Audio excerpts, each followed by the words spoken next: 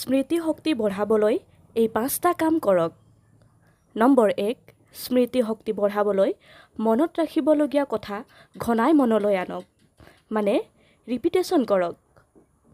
Number 2, মনত ৰাখিবলগীয়া কথা সৰু সৰু খণ্ডত ভাগ কৰি লওক। মগজুত সংৰক্ষণ কৰিবলৈ সুবিধা হ'ব আপোনাৰ। নম্বৰ 3, মনত ৰাখিবলগীয়া কথাবোৰ বিস্তৃতভাৱে নিজকে বুজাওক, মানে নতুনকৈ পঢ়া কথাবোৰ পুৰণি কথাৰ সৈতে সংযোগ কৰি বহলাই লওক। নম্বৰ 4, যেতিয়া কথাবোৰ দীঘলীয়া হয়, সুৰ লগাই ৰাইম আকাৰে মনত ৰাখক বা ভিজুৱেল ইমেজ বা চাৰ্ট প্ৰস্তুত কৰি মনত ৰাখক।